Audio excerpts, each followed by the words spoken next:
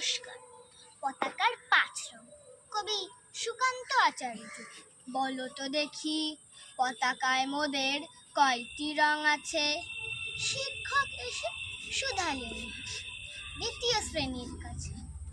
একসাথে মিলে সব ছেলে বলে চিৎকার করে জোরে, 3টি বর্ণ রয়েছে রাঙানো জাতীয় পতাকা জুড়ে। শ্রেণীর পেছনে বেঞ্চের কোণে শিশু ছিল এক বসে, পতাকার মাঝে 5 রং আছে বলল সে মৃদুহাসে। তার কথা শুনে বাকি শিশুগণে হেসে খায় লুটোপুটি।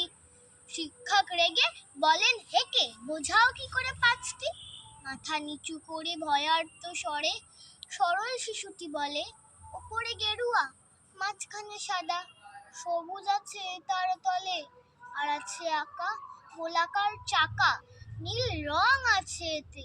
শিক্ষক বলে, এটিকে ধরলে তবুও হচ্ছে 4টে।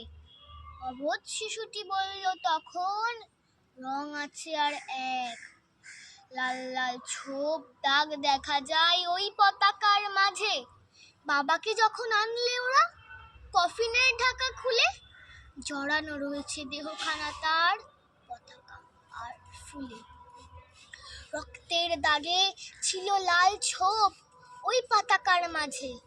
এই নিয়ে মোট হলো 5টি, এবার তো ঠিক আছে। সরল শিশুটির জবাবখানি কাঁপিয়ে দিল বুক, অশ্রু এলো নয়ন ভরে, শুকনো হলো মুখ। আজও যারা দেশের জন্য করছে বলিদান, স্বাধীনতার শহীদ সম তাদের অমর প্রাণ। হয়েছে স্বাধীন, পেরিয়ে গেছে 70টি বছর, দেশ বাঁচাতে যাচ্ছে যে প্রাণ, রাখছে কি তার খবর?